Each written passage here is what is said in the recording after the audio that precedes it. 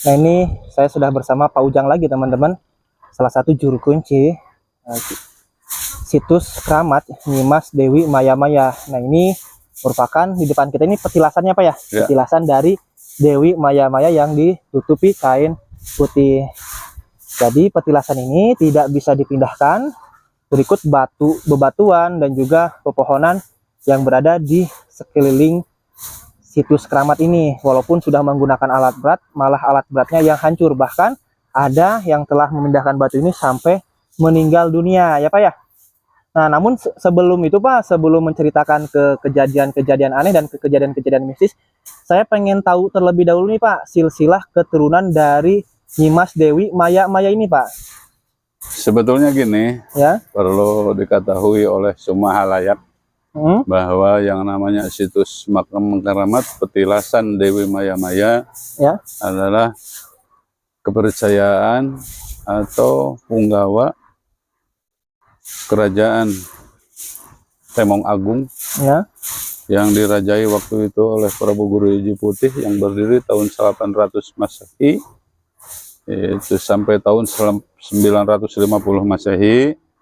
Nah, kebetulan beliau menugaskan. Sebetulnya yang ditugaskan di sini dua orang.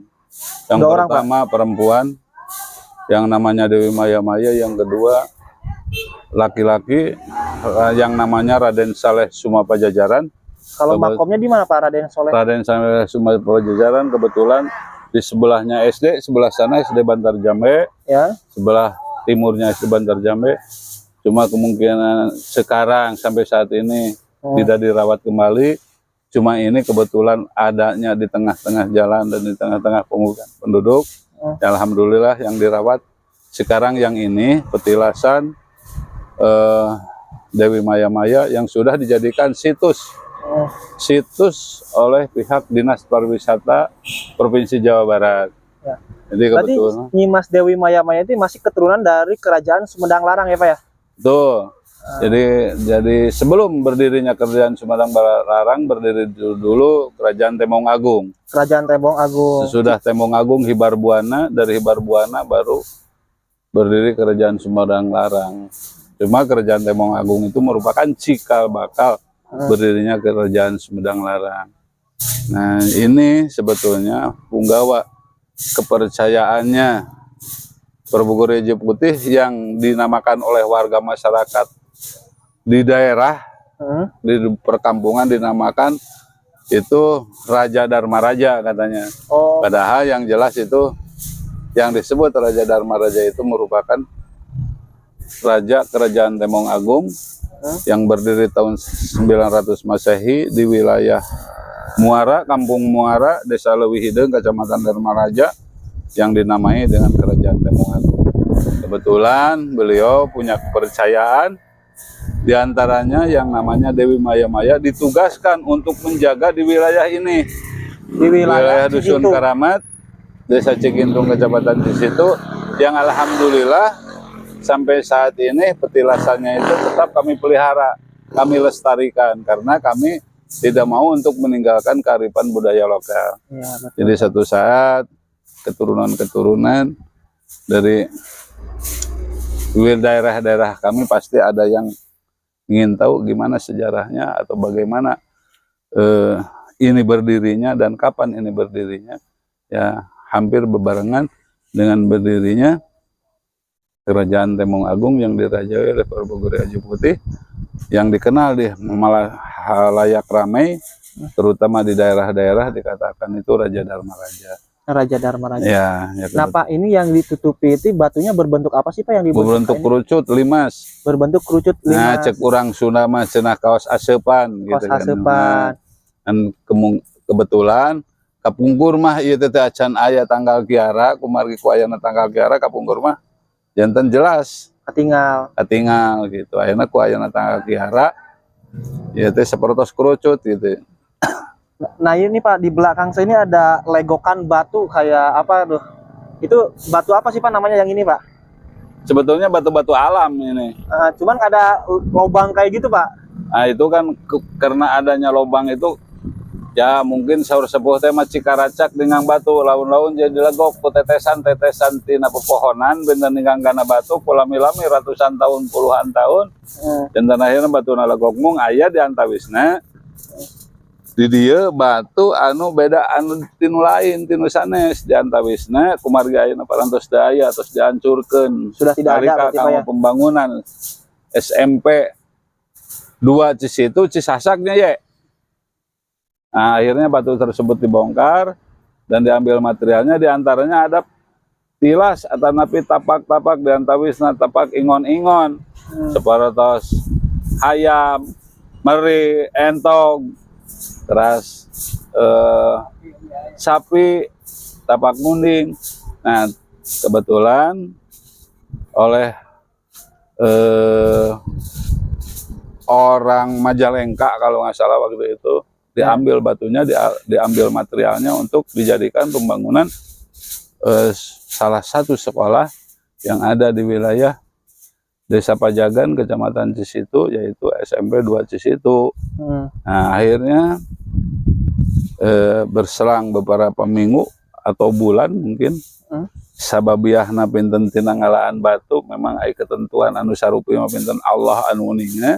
Ya. Ternyata orang tersebut yang ngambil batu dari sini meninggal dunia gitu kan. Akhirnya dikaitkan mungkin oleh masyarakat karena makam ini sangat sakral, nilai majisnya, nilai mistisnya sangat kuat. Ya, akhirnya warga masyarakat percaya bahwa cukang lantaran si bapak eta ngantunkeun teh ku alatan ngabongkar batu nu aya di sekitaran Keramat, iya. Petilasan Keramat. Nah, jadi teman-teman dulunya itu Padiblug minta tepat mah. Padiblug. Ya, Padiblug nu ngaranna teh. Ya. Dulu berarti yang meninggal itu Padiblug namanya. Oke. Nah, teman-teman, jadi dulunya itu di sini itu ada sebuah batu, banyak sekali batu petilasan tapak telapak kaki ayam, telapak kaki bebek, telapak kaki sapi, telapak kaki kambing ya Pak ya. Nah, itu kan secara syariat nggak mungkin kalau misalkan sapi atau kambing bebek menginjak sebuah batu ada bekas telapak kakinya. Mungkin itu kambing, sapinya juga kambing goib, berarti kambing peliharaan Nyimas Dewi Mayamaya mungkin ya Pak ya. Kemungkinan. Nah, ada orang yang mengambil batu tersebut buat dijadikan material bahan bangunan untuk membangun salah satu sekolah. Gitu. Nah, selang beberapa bulan kemudian, selang beberapa hari kemudian, orang tersebut yang mengambil batu tersebut langsung meninggal dunia, dan orang-orang di sini mempercayainya karena kualat membongkar batu atau mengambil batu dari situs Keramat Dewi Mayamaya. Karena situs Dewi Keramat Mayamaya ini, teman-teman, sudah dijelaskan beberapa kali sama Pak Ujang, ini tidak bisa dibongkar walaupun sudah menggunakan alat berat sekalipun. Tadinya di sini tuh untuk pembuatan jalan, untuk pembawaan proyek ya Pak ya, jalan menuju proyek Bendungan Jati Gede buat bawa material bahan bangunan. Cuman pas di sini udah menggunakan alat berat, udah menggunakan segala cara, tidak bisa dibongkar atau tidak bisa dipugar ya Pak ya. Bahkan alat berat tersebut langsung hancur, langsung rusak ketika mau membongkar situs Keramat ini. Jadi makam ini sekarang berada persis di tengah-tengah jalan raya ya Pak ya. Dan bahkan katanya itu ada sebuah alat yang meneropong ya Pak ya, meneropong jalan ini untuk pembuatan jalan, katanya tidak bisa menembus ke sini, kelihatannya gelap. Gimana ceritanya Pak? Jadi tidak tembus. Ini untuk dijadikan jalan yang lebarnya 30 meter. Tujuan utamanya tadinya ini harus diratakan. Ya. Tidak ada lagi model petilasan ini harus rata. Harus dibongkar. Dengan jalan harus dibongkar. Tapi kenyataannya waktu dilaksanakan pembongkaran, alhamdulillah alat-alat berat tidak mampu, dan sekalipun diteropong tidak tembus pandang. Tidak tembus. Jadi seperti ada pembatas goib gitu ya Pak ya? Pembatas goib di sini. Ini sebetulnya bisa ditanyakan langsung pelaku sejarahnya, tapi saya tidak tahu orang mana dan sekarang apa masih kerja. Itu atau tidak. Dulu petugas proyek dari proyek pembangunan Waduk Jati Gede, dia ditugaskan untuk pemetaan utamanya pemetaan untuk pembangunan jalan, pengambilan bahan material dari Gunung Julang untuk ke Bendungan Jati Gede. Jadi Cuma warga masyarakat selaku saksi sejarah, Ya. itu waktu tahun 2009 itu banyak. Kebetulan salah satunya ini Pak Suryo, selaku mantan RW di sini, dia menyaksikan sendiri itu bahwa ini satu tidak bisa dipindahkan, kandungan yang ada di dalamnya di sekitaran lingkungan petilasan Dewi Maya Maya tidak bisa dipindahkan, diantaranya batu-batuannya. Dan kedua, begitu di kamera atau di teropong ini tidak bisa tembus pandang. Tembus pandang. Jadi tetap cek urang ieu mah poek. Lantaran aya aling-aling pinten penghalang goib sangat kuat. Dan juga ada pohon jati yang usianya udah ratusan tahun. Nah, ini pohon jati menurut cerita, bukan menurut cerita, banyak orang-orang tua sebelum saya, malahan orang tua saya sendiri, ya waktu meninggalnya usia 96 tahun, tahun 2016 meninggal, orang tua saya mengatakan bahwa dari mulai Bapak ingat katanya, bahwa tangga jati ini tetap segede gini. Tidak membesar, tidak kecil. Betul. Oke. Pak, dan katanya ada sebuah batu yang berhasil dipindahkan, cuman hanya bergesernya itu berapa meter sih Pak? Cuma sekitaran 10 meter, sebelah sana dekat Gapura satu, terus itu satu tuh. Oh, di depan. Pak, boleh nggak berjalan menuju batu yang dekat Gapura aja sama Bapak? Boleh. Oke. Nah, teman-teman, ada salah satu batu yang berhasil dipindahkan, namun alat beratnya langsung patah. Kita lihat batunya sebesar apa sih? Segede apa gitu Pak ya? Saya penasaran nih dengan isi batu tersebut. Upami batuna di paling mana Pak? Sangat Gapura itu satu. Oh, ayo Pak, jalan Pak menuju batu tersebut. Oke teman-teman, saya berjalan bersama Pak Ujang nih, melihat batu yang berhasil dipindahkan. Oke. Bismillahirrahmanirrahim.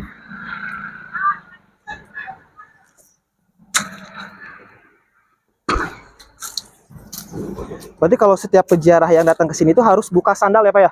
Ya. Tidak boleh memakai sandal. Nah, itulah jalan menuju proyek Bendungan Jati Gede. Itu juga terlihat banyak truk-truk besar tuh yang lewat ke sana teman-teman.